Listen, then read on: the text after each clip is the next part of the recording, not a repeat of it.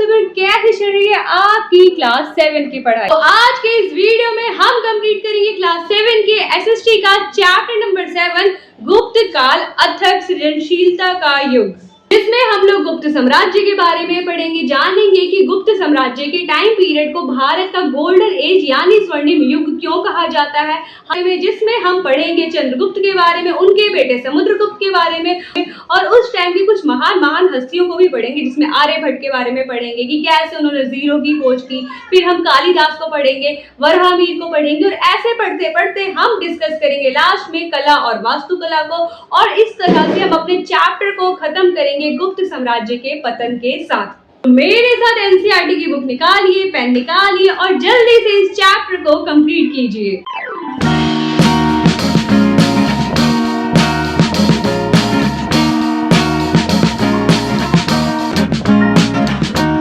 सबसे पहले हमें भविष्य और ध्रुव के माध्यम से चैप्टर में जो लौह स्तंभ के बारे में बताया गया है उसको देखते हैं।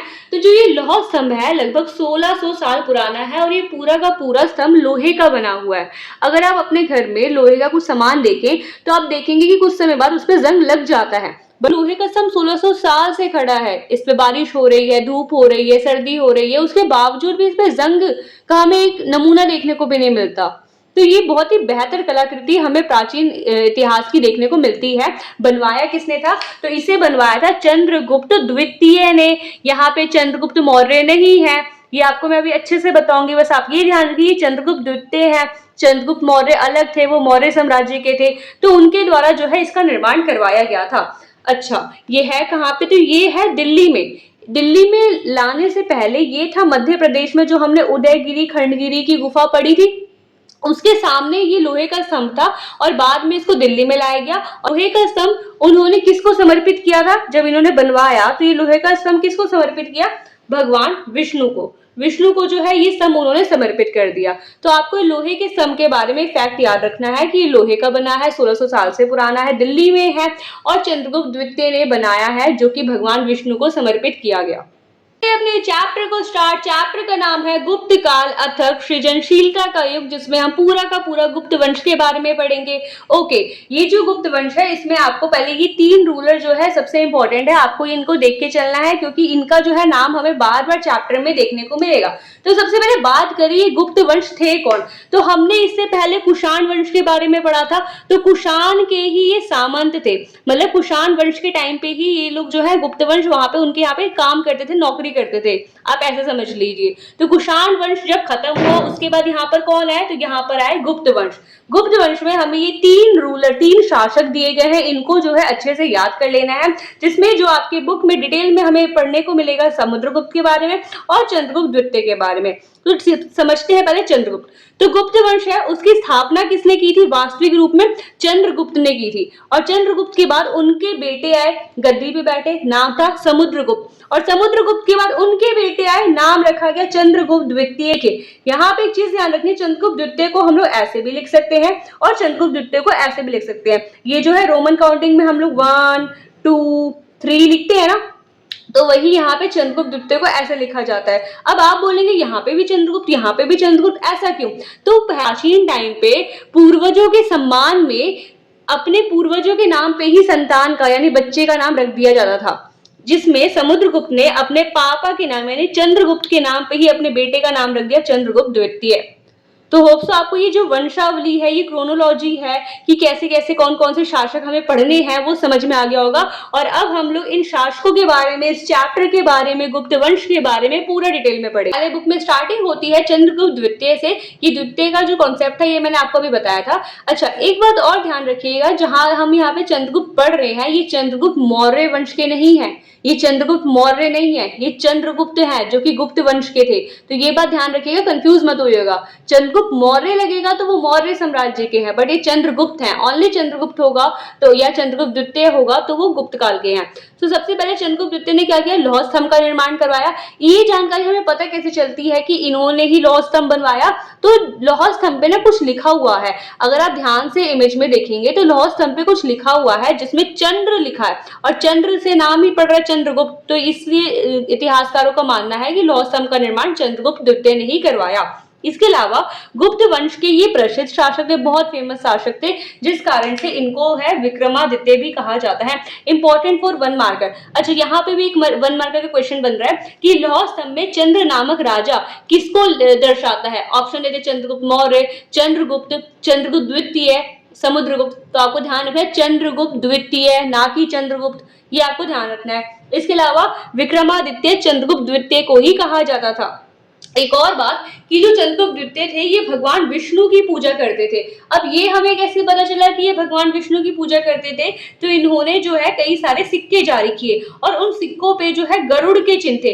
गरुड़ जो एक पक्षी होता है और ये गरुड़ जो है भगवान विष्णु के ही उपासक होते हैं, भगवान विष्णु के नजदीक ही हमें देखने को मिलते हैं। तो इसलिए ये माना जा रहा है कि इन सिक्कों पे गरुड़ है, इस वजह से शायद ये विष्णु को जो है पूजते होंगे, विष्णु की उपासक होंगे। तो अगले शासक के बारे में पढ़ना है वो है समुद्रगुप्त। समुद्रगुप्त के बारे में मैंने आपको बताया था कि समुद्रगुप्त क्या है, चंद्रगुप्त के बेटे हैं और चंद्रगुप्त द्वितीय के पापा हैं, यानी पिता हैं। ये ना क्रोनोलॉजी याद रखिएगा कि सबसे पहले चंद्रगुप्त, उसके बाद समुद्रगुप्त और उसके बाद समुद्रगुप्त के बेटे चंद्रगुप्त द्वितीय, क्योंकि आप लोग ना इसमें और इसमें कंफ्यूज हो सकते हैं। तो ये चंद्रगुप्त है, ऑनली चंद्रगुप्त होगा तो वो समुद्रगुप्त के पापा हैं, बट चंद्रगुप्त द्वितीय होगा तो समुद्रगुप्त का बेटा है चंद्रगुप्त द्वितीय, ऐसे याद रखिएगा।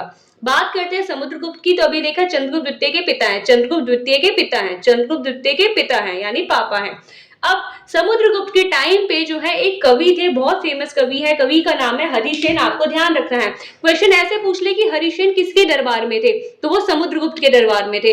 अब हरिसेन ने, क्योंकि ये कवि हैं, तो उन्होंने कुछ लिखा किसके बारे में, समुद्रगुप्त के बारे में। इनकी जो रचना है उसका नाम है प्रयाग प्रशस्ति। अगर आप प्रशस्ति का मतलब देखेंगे ना, तो प्रशस्ति का मतलब होता है किसी की तारीफ में कुछ लिखना। तो समुद्रगुप्त की तारीफ में हरिसेन ने प्रयाग प्रशस्ति की रचना की। इसमें उन्होंने बताया कि जो हमारे राजा हैं, जो हमारे समुद्रगुप्त हैं, उनका उद्देश्य धरणी बंद अर्थात संपूर्ण पृथ्वी को एक करना है। और ये बहुत सही बात भी बोली इन्होंने, क्योंकि समुद्रगुप्त को देखेंगे तो बहुत ही ये तेजस्वी राजा थे, बहुत ज्यादा विस्तार किया इन्होंने, भारत के कई कई हिस्सों में युद्ध किया, कई कई हिस्सों को जो है गुप्त वंश में शामिल किया। सबसे ज्यादा अगर किसी राजा ने लड़ाई की है तो वो समुद्रगुप्त ने की है, जिस कारण तो इसे कई बार नेपोलियन भी कहा जाता था। नेपोलियन आपको अभी समझ नहीं आएगा, बट याद रखिए कि समुद्रगुप्त बहुत ज्यादा युद्ध करते थे और जहां भी जाते थे उस युद्ध में जीत के आते थे। तो इस वजह से इन्होंने ये बोला, इनके राजकवि हरिसेन ने, कि राजा का उद्देश्य धरणी बंद अर्थात संपूर्ण पृथ्वी को एक करना है। तो ये बात किसके बारे में बोली गई है, समुद्रगुप्त के बारे में बोली गई है। और समुद्रगुप्त के टाइम पीरियड में हम देखेंगे कि कला, ज्ञान, वास्तुकला। वास्तुकला क्या होती है, मतलब मंदिरों का निर्माण हो गया या महलों का निर्माण हो गया, भवन का निर्माण हो गया, अभिलेखों का निर्माण हो गया, तो उसको बहुत बढ़ावा दिया गया था। ये आपको समुद्रगुप्त के बारे में ध्यान रखना है। इसके अलावा एक और जो जानकारी हमें ध्यान रखनी है, गुप्त वंश की जो जानकारी है वो विष्णु पुराण में मिलती है। अब ये पुराण क्या होता है, तो हमारे जिस तरीके से वेद होते हैं वैसे ही पुराण होते हैं, जिसमें हमारे इतिहास के बारे में बताया गया है, प्राचीन इतिहास को बताया गया। उसी में कई सारे पुराण हैं, टोटल 18 पुराण है। तो उसी में एक पुराण है विष्णु पुराण, और विष्णु पुराण में ही गुप्त वंश की जानकारी हमें देखने को मिलती है। तो ये आपको ध्यान रखना है। जितने भी पॉइंट बताए ये सारे के सारे वन मार्कर के लिए इंपॉर्टेंट है। तो एक जो है वो है हमारा गुप्त काल में एक यात्री आए थे। अब ये यात्री आए कहाँ से थे, ये आए थे चीन से, और ये इंपॉर्टेंट टॉपिक है, very very important for one marker question और लॉन्ग क्वेश्चन के लिए भी ये इंपॉर्टेंट है कि गुप्त काल में एक यात्री आए जिनका नाम था फाशियन। क्या नाम था, फाशियन। अब चाइनीज जो होते हैं, जो चीनी लोग होते हैं, उनका नाम भी थोड़ा हमें अटपटा सा लगता है, तो यही नाम है, चीनी यात्री, नाम क्या है, फाशियन। अब जब ये यहाँ पे आए क्यों, तो ये जो है भारत में आए थे ताकि यहाँ पे जो पांडुलिपि, पांडुलिपि क्या होता है, जिसमें वेदों का ज्ञान, पुराणों का ज्ञान, मतलब बहुत सारी ज्ञान की बातें लिखी गई हैं, तो उस पे पांडुलिपि को एकत्र करने आए थे, लेने आए थे कि यहाँ से लेके जाके चाइना ले जाएं, ताकि यहाँ का ज्ञान जो है चाइना में भी जा सके। क्योंकि उस टाइम अगर आप देखेंगे अपने प्राचीन इतिहास को, तो इंडिया जो था वो ज्ञान का भंडार था। यहाँ पे कई सारी यात्रा, बस चीन से नहीं, पुर्तगाल से आए, डच से आए, ग्रीक से आए, कई सारे यात्री यहाँ पर आए ताकि यहाँ पे जो ज्ञान है, भारत में जो ज्ञान है, वो समेट के अपने देश ले जा सके। तो उसी तरीके से यहाँ पे यात्री आए, चीनी यात्री फाशियन। जब वो यहाँ पर आए तो उन्होंने यहाँ की भारतीय संस्कृति, शासन व्यवस्था और समाज को लिपिबद्ध किया। यहाँ की संस्कृति के बारे में लिखा, यहाँ की भारतीय समाज के बारे में लिखा। और उनकी जो बुक थी उसका नाम था फुगुजी। हमें नाम नहीं देखना बुक का, बस ध्यान रखिए उन्होंने बुक लिखी थी फुगुजी। उस फुगुजी बुक में उन्होंने ये सारी चीजें यहाँ के समाज के बारे में बताई है। और वो बुक जो है हमारे इतिहास को जानने में बहुत इंपॉर्टेंट भूमिका निभाता है। उसी बुक से और भी कई सारे स्रोतों से हमें जो है गुप्त काल के बारे में इतनी बढ़िया जानकारी देखने को मिल रही है। तो ये आपको ध्यान रखना है फाशियन के बारे में। अब फाशियन जब यहाँ पर आए तो उन्होंने यहाँ के समाज के बारे में जो है कई कई अपने बुक में वर्णन किया है। क्या क्या उन्होंने यहाँ के समाज के बारे में बोला? ये बोला कि यहाँ पे अधिकांश लोग तो खेती करते हैं, और जो वो खेती करते हैं तो उसमें थोड़ा सा हिस्सा वो टैक्स के रूप में भी राजा को देते हैं, अनाज का भाग कर के रूप में देते हैं, ये बोला। फिर वो कहते हैं कि यहाँ पे नगर में अमीर वैश्य, वैश्य कौन होते हैं? जो व्यापारी होते हैं, जो व्यापार करते हैं। तो नगर में अमीर वैश्य और विदेशी व्यापारी भी रहा करते थे, वो ये बात बताते हैं। इसके अलावा वो अपनी बुक में बताते हैं कि यहाँ की जो सड़क है एकदम नीट एंड क्लीन है, एकदम व्यवस्थित है, बहुत अच्छी तरीके से बनाई गई है। तो ये सारी जानकारी वो अपने बुक में देते हैं। यहाँ पे आपको ध्यान रखना है, यहाँ पे ऐसे क्वेश्चन पूछा जा सकता है कि फाशियन ने समाज का वर्णन कैसे किया, तो आप ये 3-4 पॉइंट जो है लिख सकते हैं। इसके अलावा वो अपनी बुक में बताते हैं कि यहाँ पे चांडाल, अच्छा चांडाल क्या होते हैं? चांडाल जो है बहुत नीची जाति के लोगों को उस टाइम पे कहा जाता था। चांडाल बोला जाता था कि अगर इनको देख भी लिया जाए, इनको छू भी लिया जाए तो मतलब वो अशुभ हो जाएंगे, अशुद्ध हो जाएंगे। तो यहाँ पे जो है चांडाल का उन्होंने वर्णन किया है फाशियन ने अपने बुक में कि इन्हें समाज से बहिष्कृत माना जाता था। बहिष्कृत का मतलब होता है समाज से निकाला गया था, कि ये समाज में नहीं आने चाहिए, क्योंकि समाज में जो है शुद्ध लोग रहते हैं, बट ये अशुद्ध लोग थे। ऐसा उस टाइम की मानसिकता थी। तो याद रखना है कि चांडाल का वर्णन उन्होंने किया था। यहाँ पे जैसे ये क्वेश्चन आ जाए कि फाशियन ने अपनी पुस्तक में किस जाति का वर्णन किया है, तो चांडाल का वर्णन किया है। क्या ये समाज में रहते थे? नहीं, ये समाज में नहीं रहते थे। क्यों नहीं रहते थे? क्योंकि इनको अशुद्ध माना जाता था, अपवित्र माना जाता था।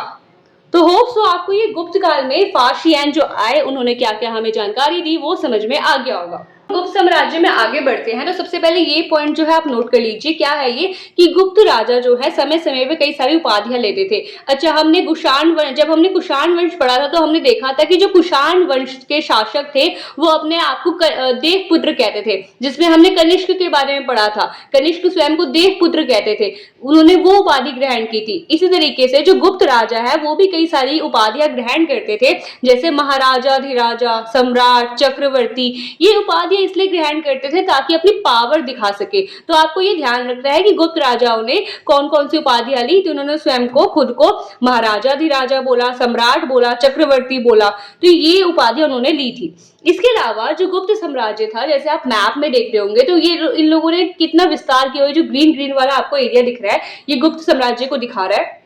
अब गुप्त साम्राज्य ने बहुत ज्यादा विस्तार किया। ये विस्तार उन्होंने किस किस तरीके से किया? तो कई बार युद्धों के माध्यम से, लड़ाई झगड़ा करके जो है कब्जा कर लिया। कई बार कूटनीति मतलब राजनीति के माध्यम से, संधि समझौते के द्वारा जो है उसमें दूसरे राज्य पे कब्जा कर लिया। इसके अलावा कई बार गठबंधन के माध्यम से, गठबंधन मतलब क्या करें हम, या तो उसको मित्र बना ले या तो फिर हम उसके साथ वहां पे वैवाहिक संबंध स्थापित कर ले। वैवाहिक संबंध स्थापित करने का मतलब है कि किसी दूसरे राज्य के साथ जो है विवाह कर ले।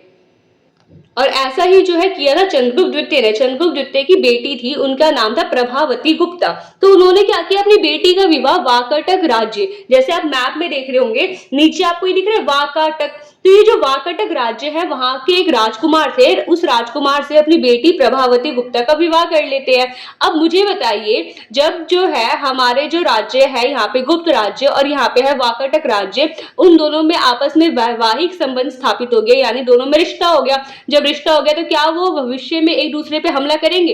बिल्कुल भी नहीं करेंगे। और जब कभी भी जो है किसी एक पर भी मुश्किल आएगी तो दूसरा वाला उसको सपोर्ट करेगा।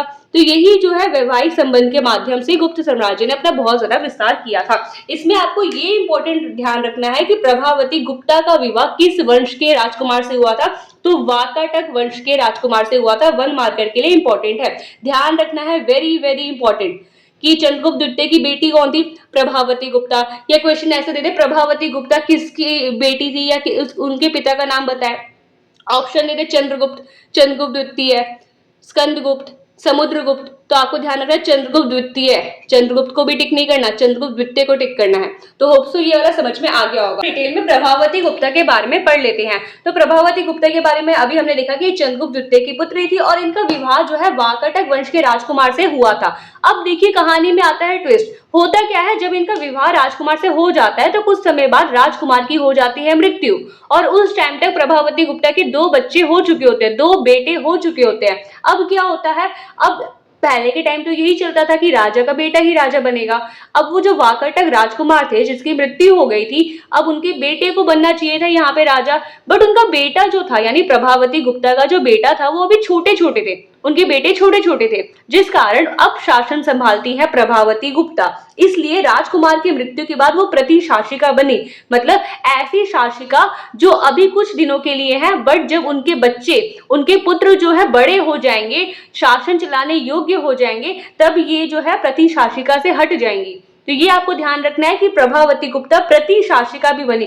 प्रतिशासिका का मतलब ही होता है कि ऐसी शासिका जिनके पुत्र जो है अभी छोटे हैं या कहीं नाबालिग हैं, तो उन्हें जो है अभी शासन चलाने योग्य नहीं है, जिस कारण प्रभावती गुप्ता प्रतिशासिका भी बनी। इन्होंने क्या किया, जब ये प्रतिशासिका बनी, जैसा आप ये इमेज में देख पा रहे हैं, एक वो सिंहासन पे बैठी हुई अपने छोटे से बच्चे के साथ, और नीचे थोड़े सेवक टाइप के दिख रहे हैं, साइड में थोड़े सेवक दिख रहे हैं, और नीचे जो है दीनहीन लोग दिख रहे हैं जो उनसे जो है शायद कुछ रिक्वेस्ट करने आए हैं, कुछ विनती करने आए हैं। तो ये प्रभावती गुप्ता है। ऐसी इमेज वहां उस टाइम की बनाने की कोशिश की गई है कि ऐसा उस टाइम का सिनेरियो रहा होगा। तो आपको ध्यान रखना है कि प्रभावती गुप्ता प्रतिशासिका बनी। अब जब ये शासिका बनी तो इन्होंने क्या है, वाकाटक और गुप्त वंश के बीच में मजबूत संबंध बनाया, क्योंकि प्रभावती गुप्ता किसकी बेटी थी, गुप्त वंश के राजा चंद्रगुप्त द्वितीय की बेटी, और इनका विवाह कहाँ हुआ था, वाकाटक राज्य में हुआ। तो दोनों राज्यों के बीच में ना इन्होंने सहयोग बनाने में, मजबूती बनाने में अहम भूमिका निभाई। इसके अलावा उनके 2 बेटे थे, 2 पुत्र थे, जिस कारण कई अभिलेखों में इन्हें 2 राजाओं की मां भी कहा गया है। यहाँ पे 1 मार्कर के लिए क्वेश्चन बनेगा कि पहले तो 1 मार्कर क्वेश्चन ऐसे बन सकता है कि गुप्त वंश में कौन जो है प्रतिशासिका के रूप में नियुक्त की गई, प्रभावती गुप्ता।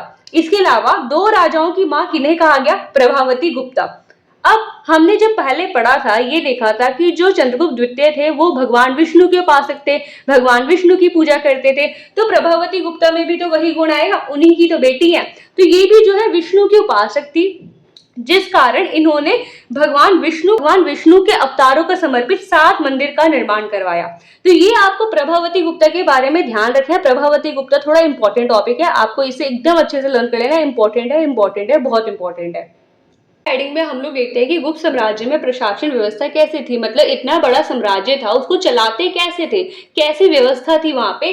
तो वहां पे आपको एक वर्ड याद रखना है, विकेंद्रीकृत व्यवस्था। विकेंद्रीकृत व्यवस्था का मतलब ही हुआ कि सत्ता को, शासन को कई हिस्सों में बांट दिया। ये सबसे ऊपर पे राजा हो गया, राजा के नीचे कुछ मंत्री काम कर रहे हैं, मंत्री के नीचे कुछ मुखिया काम कर रहे हैं। तो ऐसे हिस्सों में बांट देना जो होता है उसे विकेंद्रीकृत व्यवस्था कहते हैं। तो हमें देखने को मिलता है कि गुप्त साम्राज्य अनेक प्रांतों में विभाजित था, मतलब अनेक छोटे छोटे जिलों में, छोटे छोटे गांव में विभाजित था, आप ऐसे समझिए। और इन प्रांतों में कुछ शासक, कुछ मुखिया, कुछ पुरोहितों को भूमि दी जाती थी कि यहाँ पे रखो, ये अपने पास भूमि रखो और इस एरिया में जो है तुम्हें शासन करना है। मान लीजिए कि ये पूरा गुप्त साम्राज्य है, गुप्त साम्राज्य को हमने कई छोटे छोटे प्रांतों में ऐसे करके बांट दिया। ये छोटे छोटे प्रांत है और बीच में जो है राजा है। अब यहाँ पे जो छोटे छोटे प्रांत है ना, यहाँ पे ये कुछ मुखिया को दे दिया, कुछ पुरोहित को दे दिया, और उनको बोला कि यहाँ वाले एरिया में तुम्हारा राज चलेगा, यहाँ वाले एरिया में तुम्हारा राज चलेगा, यहाँ वाले एरिया में तुम्हारा राज चलेगा। तो ऐसी व्यवस्था जो है हमें गुप्त साम्राज्य के टाइम देखने को मिलती है। अब इस व्यवस्था का फायदा क्या हुआ, तो इस व्यवस्था का फायदा हुआ कि उचित टाइम पे, सही टाइम पे जो है कर मिल जाता है, टैक्स मिल जाता है। क्योंकि यहाँ से बस एक ही पुरोहित को लेना है या यहाँ से एक ही मुखिया को जो है टैक्स लेना है, तो वो क्या है, आराम से टैक्स कलेक्ट कर पाते थे और टैक्स कलेक्ट करके राजा को यहाँ पे दे देते थे। तो ये ध्यान रखना है। इसके अलावा कुशलता पूर्वक शासन, शासन व्यवस्था भी अच्छी चल रही है। इतना सिस्टमेटिक वे में जब हो रहा है सब कुछ, तो शासन भी तो अच्छे से चलेगा। तो यहाँ पे वही बोले कि कुशलता पूर्वक शासन। इसके अलावा नेक्स्ट पॉइंट है स्थानीय मुखियाओं का अपने क्षेत्र में नियंत्रण। अब जो यहाँ पे स्थानीय मुखिया होते हैं उनका अपने क्षेत्र पर ही जो है नियंत्रण हो जाता है, अपने क्षेत्र पर ही वो शासन कर पाते हैं। उन्हें पता चल जाता है कि उनके क्षेत्र में क्या कमी है। जैसे मान लीजिए कि आप रहने वाले हैं बिहार के, तो आप बिहार में जिस एरिया से, जिस गांव से बिलोंग करते होंगे, या जैसे आप दिल्ली के रहने वाले, तो दिल्ली में जिस शहर से आप बिलोंग करते होंगे, उस शहर की प्रॉब्लम आप ज़्यादा अच्छे से जानते होंगे, उस गांव की प्रॉब्लम आप ज्यादा अच्छे से जानते होंगे। तो यहाँ पे वही बोला कि स्थानीय मुखियाओं का अपने क्षेत्र में नियंत्रण होता था, जिससे वो वहाँ की प्रॉब्लम को, कि यहाँ पे पानी की कमी है, यहाँ पे जल की कमी है, यहाँ पे सिंचाई करवाना है, तो ये जो है इनको ज्यादा बेटर पता रहता था, जिसकी वजह से जो है पूरी शासन व्यवस्था बहुत अच्छे से चलती थी और लोग भी वहाँ पे खुश रहते थे। गुप्त साम्राज्य में व्यापार की, तो गुप्त साम्राज्य में व्यापार जो है बहुत बड़े लेवल पे, बहुत अच्छे लेवल से होता था। अच्छा, उससे पहले इनको जो धन मिलता था, इनको जो राजस्व मिलता था, मतलब गुप्त साम्राज्य के पास पैसा तो हो चाहिए, तो उनको पैसे कहाँ कहाँ से मिलते थे, तो इनको भूमि कर, जमीन से जो टैक्स मिल रहा है, दंड शुल्क, दंड शुल्क का मतलब हो गया किसी को दंड दिया, जैसे किसी ने कोई चोरी कर दी तो चोरी करने का उसको दंड दिया और दंड के बदले में उसे 500 रुपए का जुर्माना दिया, तो उसे दंड शुल्क कहते हैं। जैसे हमने देखा है कि कई बार गाड़ियों पे चलान आ जाता है, 10,000 का चलान, 5,000 का चलान, तो हम गवर्नमेंट को पैसे भरते हैं। उसी तरीके से उस टाइम पे गुप्त साम्राज्य को भी इसी तरीके से पैसे मिलते थे कि दंड शुल्क, किसी ने कुछ गलत कर दी, चोरी कर दिया या कुछ बुरा कर दिया, तो उसके लिए जो दंड बोला जाता था कि 10,000 रुपए दो या 500 रुपए दो, तो ऐसे दंड शुल्क जो है उससे गुप्त साम्राज्य को पैसे मिलते थे। इसके अलावा खदान कर, खदान मतलब जो खुदाई करते हैं ना जमीन को, तो जमीन को खुदाई करे तो उस पर टैक्स ले रहे हैं, सिंचाई कर, सिंचाई पे टैक्स ले रहे हैं, शिल्प पे, व्यापार पे, इन सारे करों के माध्यम से जो है गुप्त साम्राज्य को पैसा मिलता था, धन मिलता था। एक और बात ध्यान रखनी है कि गुप्त साम्राज्य के टाइम में व्यापार बहुत बड़े लेवल पे होता था। अब व्यापार होता था तो किस चीज का व्यापार होता था, तो ये लोग जो है निर्यात करते थे कपड़ा। निर्यात मतलब होता है निकालना, निकालना मतलब बेचना। जो गुप्त साम्राज्य के लोग हैं वो क्या क्या बेचते थे, कपड़ा, इंडिया का तो फेमस ही था, मसाले भी फेमस थे यहाँ के, हाथी दांत के आभूषण भी हाथी दांत के आभूषण ये बेचे जाते थे।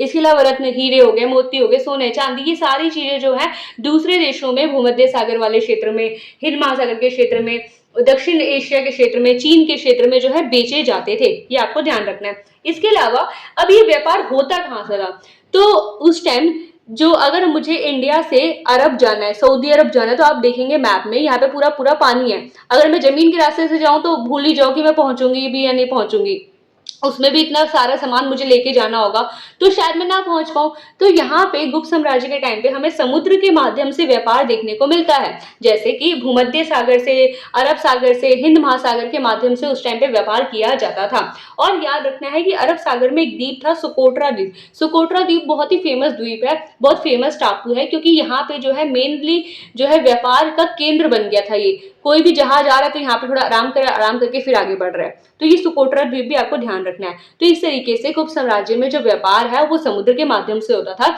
जिसने व्यापार को बढ़ाने में अहम भूमिका निभाई। दूर जगह पे जो है गुप्त साम्राज्य का सामान गया और इससे जो है पूरा देश, पूरा गुप्त साम्राज्य जो है बहुत ज्यादा अमीर बना, बहुत ज्यादा समृद्ध बना। तो नेक्स्ट हेडिंग है हमारा कि गुप्त साम्राज्य को उत्कृष्ट युग भी कहा जाता है। ये क्वेश्चन जो है बहुत इंपॉर्टेंट है। क्वेश्चन ये आ जाए कि गुप्त साम्राज्य को क्या कहा जाता है, तो आपको जानेगा उत्कृष्ट युग कहा जाता है। क्वेश्चन ये आ जाए गुप्त साम्राज्य को उत्कृष्ट युग क्यों कहा जाता है, तो ये सारे पॉइंट्स आपको इंक्लूड करने हैं, बहुत इंपॉर्टेंट है। लॉन्ग आंसर के लिए आपको, लॉन्ग क्वेश्चन के लिए याद कर लेना है। पहला क्या हुआ था, हमें देखने को मिलता है कि यहाँ पे नालंदा विश्वविद्यालय का निर्माण किया गया था। आप बोलेंगे नालंदा विश्वविद्यालय क्या है, तो बिहार में है ये नालंदा विश्वविद्यालय, और ये उस टाइम भारत की सबसे बड़ी, या कहे तो पूरे विश्व की सबसे बड़ी यूनिवर्सिटी, सबसे बड़ा विश्वविद्यालय, या कहे सबसे बड़ा स्कूल था।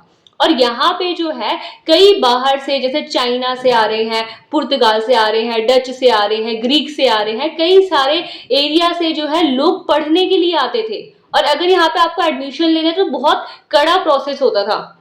यहाँ पे जैसे हमने कौटिल्य पढ़ा था, कौटिल्य, चाणक्य, इन्होंने भी जो है ऐसे ही कई बड़ी बड़ी यूनिवर्सिटीज में पढ़ाया था, बड़े बड़े विश्वविद्यालयों में पढ़ाया था। हमने अभी देखा था जो फार्सियन यहाँ पर आए थे, चीनी यात्री, तो जो फार्सियन आए थे उन्होंने भी यहाँ पे पढ़ाई की थी नालंदा विश्वविद्यालय में, और भी कई सारे यात्री आए थे, उन्होंने यहाँ पे पढ़ाई की। ये बहुत बड़ा विश्वविद्यालय था, और बोला जाता है कि यहाँ पे कई लाखों, मतलब लाखों में किताबें थी यहाँ पे, जिनमें कई सारे ज्ञान का भंडार था। जैसे हम लोग वो प्लास्टिक सर्जरी सुनते हैं कि प्लास्टिक सर्जरी करके कई सारे एक्टर्स ने, कई सारे हीरोइंस ने जो है अपने नाक का ट्रीटमेंट करवाया, अपने कान का ट्रीटमेंट करवाया है। तो वैसे वैसे कई अनोखे अनोखे नुस्खे या अनोखे अनोखे आइडियाज जो है नालंदा विश्वविद्यालय में थे। तो ये विश्वविद्यालय जो है बना ही गुप्त साम्राज्य के टाइम पे था, ये आपको ध्यान रखना है। इसके अलावा इस टाइम पे कालिदास जो है बहुत फेमस कवि हैं। और वराहमिहिर और आर्यभट्ट, ये तीन पर्सनैलिटी हमें पढ़ना है चैप्टर में डिटेल में। तो सबसे पहले कालिदास। कालिदास ने इस टाइम पे संस्कृत साहित्य को बढ़ावा देने में बहुत बहुत इंपॉर्टेंट भूमिका निभाई, बहुत महत्वपूर्ण भूमिका निभाई। इसी तरीके से ये थे लेखक। अब ये जो वराहमिहिर थे, आर्यभट्ट थे, ये गणित और खगोल विज्ञान मतलब अंतरिक्ष को देख के जो है अनुमान लगाना कि अभी यहाँ पे सूर्य ग्रहण लगेगा या चंद्र ग्रहण लगेगा। तो ये वराहमिहिर और आर्यभट्ट का नाम ध्यान रखना है, इन्होंने गणित और खगोल विज्ञान में अहम भूमिका निभाई। इसके अलावा इस टाइम पे हमें देखने को मिलता है कि धातु विज्ञान में बहुत प्रगति हुई, तभी तो जो लोहे का स्तंभ था वो बनाया गया। कितना अच्छा लोहा यहाँ पे यूज किया गया जो अभी तक जंग नहीं लगा उस पर। तो यहाँ पे ध्यान रखें, धातु विज्ञान में बहुत ज्यादा प्रगति इस टाइम पे हुई। इसके अलावा राज्य में कई सारे विद्वान, कलाकार और वैज्ञानिकों को संरक्षण दिया जाता था, उनको सपोर्ट किया जाता था। खुद जो चंद्रगुप्त द्वितीय थे अपने आसपास जो है कई सारे कलाकारों को, कई सारे कवियों को, कई सारे चित्रकारों को, कई सारे वैज्ञानिकों को रखते थे, उनके बीच में रहते थे। तो इस टाइम पे बहुत ज्यादा इन सारी चीजों को बहुत ज्यादा बढ़ावा दिया गया, जिस कारण इस काल को उत्कृष्ट युग कहा जाता है। ये पॉइंट आपको याद कर लेना है, अच्छे से याद कर लेना है। है सबसे मोस्ट फेमस व्यक्ति आर्यभट्ट के बारे में। आप सबने कई बार सुना होगा कि जीरो की खोज भारत ने की, तो भारत में जीरो की खोज करी किसने? आर्यभट्ट ने ही तो की। ये आपको ध्यान रखना है कि जीरो की खोज आर्यभट्ट ने की।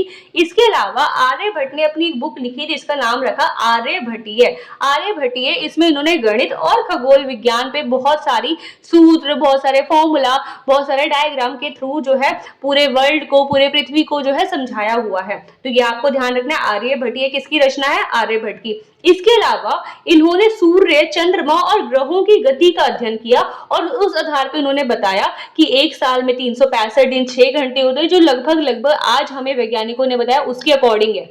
तो बहुत शॉकिंग बात है कि उस टाइम पे एक आर्यभट्ट नाम के व्यक्ति ने जो है एकदम सटीक दिन और घंटे बता दिए।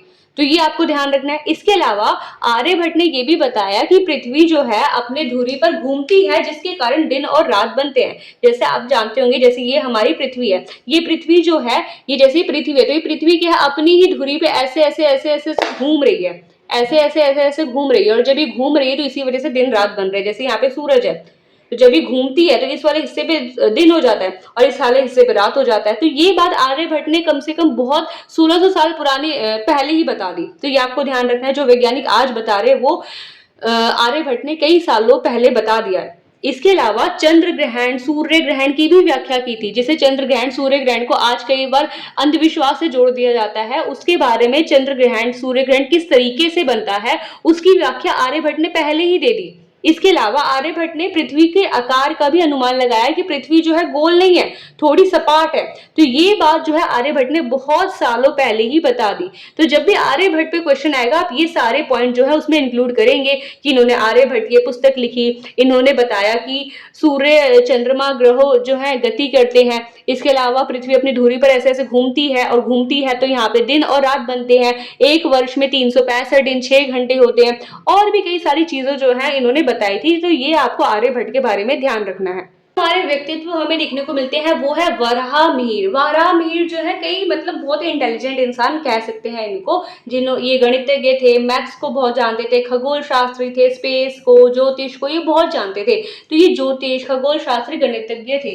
और इन्होंने जो है एक बुक लिखी थी, नाम है बुक का बृहद संहिता। क्या नाम है? बृहद संहिता। दोबारा बोलिए, बृहद संहिता। इस बृहद संहिता में उन्होंने खगोल विज्ञान, मौसम पूर्वानुमान, नगर नियोजन, वास्तुकला के बारे में कई सारी जानकारी दी है। खगोल विज्ञान, स्पेस को देख के, तारों को देख के, ग्रहों की चाल जो है उन्होंने ग्रह स्पेस को देख के, तारों को देख के, ग्रहों की चाल को देख के जो है इन्होंने अपनी बुक में वर्णन किया है। इसके अलावा मौसम का पूर्वानुमान, जैसे हम क्या है अभी तो यहाँ पे हमारे हम लोग जैसे अभी तो हमें वेदर स्टेशन देखने को मिलता है, हमने इसके बारे में पहले पढ़ा हुआ है मौसम को समझने वाले चैप्टर में। अगर आपने नहीं देखा है तो आप देख लीजिएगा, समझ में आ जाएगा आपको। तो जो वेदर स्टेशन होते हैं, वेदर स्टेशन में हमें पता चलता है कि अभी दिन होगी, या अभी बारिश होगी, या अभी धूप निकलेगी, या अभी बहुत ठंड होगी। तो ये जो मौसम का पूर्वानुमान था, ये जो है इन्होंने अपनी बुक में इसकी जानकारी दी है बृहद संहिता में।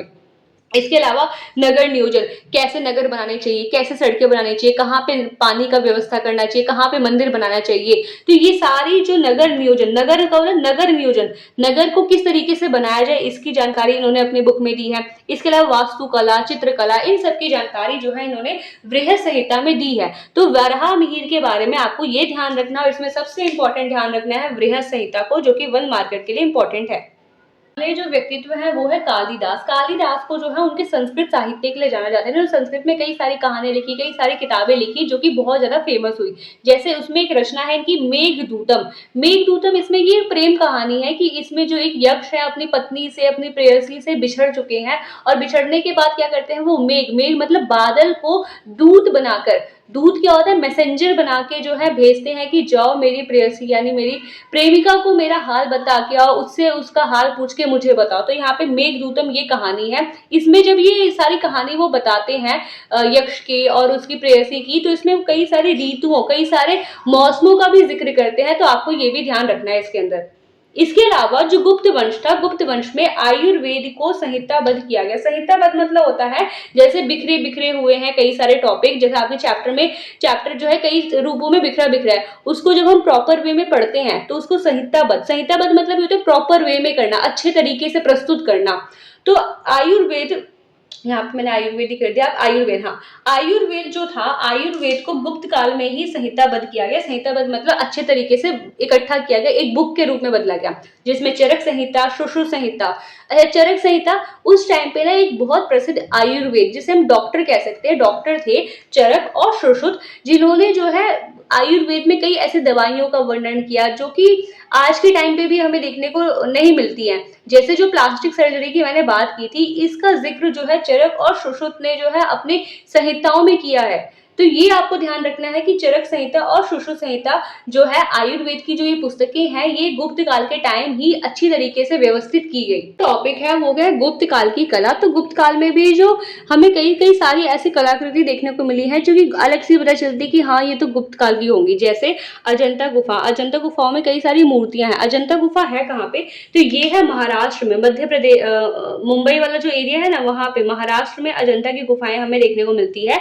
तो ये ध्यान रखना है कि जो ये अजंता की गुफाएं हैं, ये गुप्त काल द्वारा बस नहीं बनाई। इसमें वाकाटक, अब वाकाटक कौन था, वाकाटक जहां पे इन्होंने अपनी बेटी का विवाह किया था गुप्त काल वालों ने, तो वाकाटक और गुप्त काल गुप्त दोनों ने मिलकर जो है ये अजंता गुफाओं का निर्माण करवाया था। तो ये आपको 10 अवतार मंदिर, तो 10 अवतार मंदिर जो है ये देवगढ़ यूपी उत्तर प्रदेश में है, जहाँ पे भगवान विष्णु, क्योंकि ये लोग विष्णु के उपासक थे, तो इन्होंने विष्णु के कई सारे मंदिर बनाया उनके अवतारों को दिखाते हुए। इसी में 10 अवतार, 10 अवतार का एक मंदिर जिसमें भगवान विष्णु के कई सारे अवतारों को दिखाया गया, देवगढ़ यूपी में बनाया गया। इसके अलावा इस टाइम पे गुप्त वंश ने कई सारी बुद्ध की मूर्तियों का भी निर्माण करवाया था। तो ये आपको ध्यान रखना है कि गुप्त काल की कला जो थी उसमें अजंता गुफाएं, दशावतार मंदिर, बुद्ध की मूर्तियां, ये सब सम्मिलित थी। तो क्या है कि गुप्त वंश की भी डेडलाइन आ जाती है, गुप्त वंश का भी पतन हो जाता है। क्यों? क्योंकि मध्य एशिया का जो एरिया है ना, वहां से हुणों का आक्रमण होने लग जाता है। हुण जो है एक जाति है, एक जनजाति है, एक ट्राइब है, ये बार बार जो है गुप्त वंश के एरिया में आक्रमण करते थे, जिसके कारण गुप्त वंश जो बहुत ज्यादा कमजोर हो गया। इसके अलावा क्षेत्रीय शासकों का उदय, जो भारत ही था, भारत में हर अलग अलग क्षेत्रों से ना कई ऐसे ऐसे शासक जो है उदय हो रहे थे जो कि बहुत ताकतवर थे, जिसके कारण गुप्त साम्राज्य जो है पतन की ओर बढ़ा। इसके अलावा आर्थिक संकट जो गुप्त वंश के पतन का कारण हो सकता है। तो आपको ये गुप्त वंश के पतन के बारे में याद रखना है।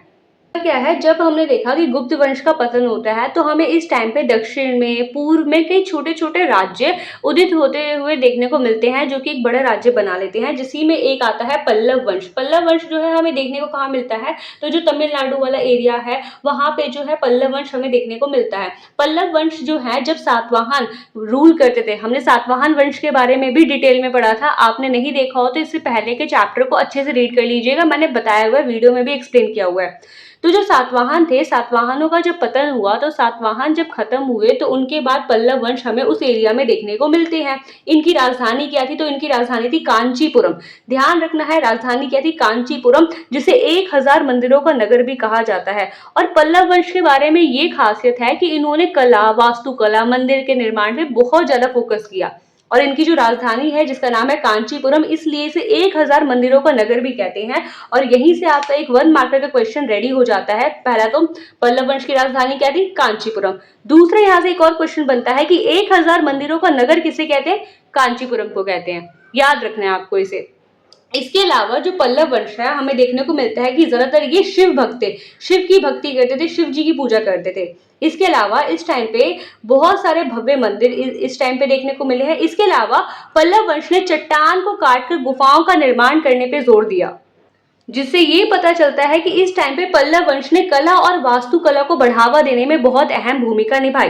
तो आपको पल्लव वंश के बारे में ये सारे पॉइंट ध्यान रखने हैं। अगर हम बात करें तो पूर्वोत्तर, जो भारत का पूर्व वाला हिस्सा है ना, ईस्ट वाला हिस्सा, वहां पे हमें एक साम्राज्य देखने को मिलता है जिसका नाम है कामरूप साम्राज्य। इंपॉर्टेंट है, ये 1 मार्कर के लिए इंपॉर्टेंट है, आपको ध्यान रखना है। ये जो कामरूप साम्राज्य था, यहाँ पे कौन शासन करता था? तो वर्मन राजवंश के जो शासक होते थे, राजा होते थे, वो यहाँ पे शासन करते थे। ये कामरूप साम्राज्य कहाँ देखने को मिल रहा है?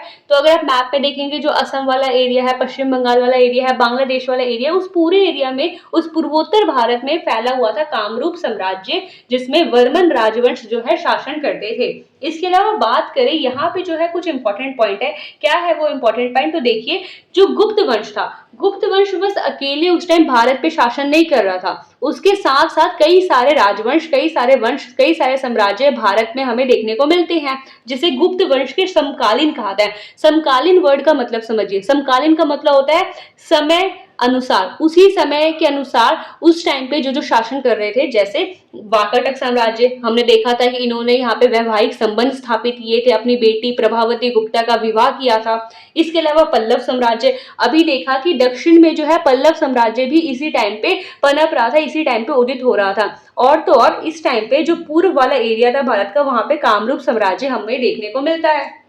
अब एक और बात ध्यान रखते हैं, हमें पता कैसे चला कि ये गुप्त वंश के समकालीन थे? तो जो प्रयाग प्रशस्ति हमने पढ़ा था, हरिश्चंद्र ने लिखा था समुद्रगुप्त के बारे में, इसमें बहुत तारीफ की गई है। तो प्रयाग प्रशस्ति में पल्लव साम्राज्य और कामरूप साम्राज्य का जानकारी दिया गया है, जिसमें बताया गया है कि जो समुद्रगुप्त है उन्होंने एक बार पल्लव राजा को हराया, एक बार कामरूप राजा को, कामरूप साम्राज्य के राजा को हराया, और इन दोनों राजाओं को हराने के बाद बस उन्होंने ये बोला कि तुम जो है मुझे खुश करते रहो, मेरी अधीनता स्वीकार कर लो, मतलब मैं जो बोलूंगा वैसे काम करो तो तुम्हें जो है राज्य मैं दे दूंगा और मैं तुम्हारे राज्य पे कब्जा नहीं करूंगा। तो इस बेसिस पे जो है पल्लव साम्राज्य, कामरूप साम्राज्य में भी समुद्रगुप्त का थोड़ा बहुत नियंत्रण हमें देखने को मिलता है। तो ये वर्णन हमें मिलता है प्रयाग प्रशस्ति में। तो ध्यान रखना है, पल्लव साम्राज्य, कामरूप साम्राज्य, इन दोनों का वर्णन प्रयाग प्रशस्ति में मिलता है। समुद्रगुप्त ने जो है इन दोनों देशों के साथ, इन दोनों देशों के राजाओं को जो है हराया था, और हराने के बाद जो है उनके राज्य को स्वतंत्रता दे दी थी। बस बदले में इन राजाओं को जो है समुद्रगुप्त को उपहार देना होता था, भेंट देना होता था, गिफ्ट्स देने होते थे। तो होप्स आपको ये पूरा टॉपिक समझ में आ गया होगा। तो यहाँ पे होता है हमारा पूरा चैप्टर समाप्त। हम लोग डिस्कस कर लेते हैं अपने अभ्यास के क्वेश्चन को। तो सबसे पहले इसमें जो पहला क्वेश्चन है हमें नहीं करना। दूसरा क्वेश्चन है, क्या किस शासक को विक्रमादित्य कहा जाता था? तो याद रखना है, चंद्रगुप्त द्वितीय जो थे उनको विक्रमादित्य भी कहा जाता था।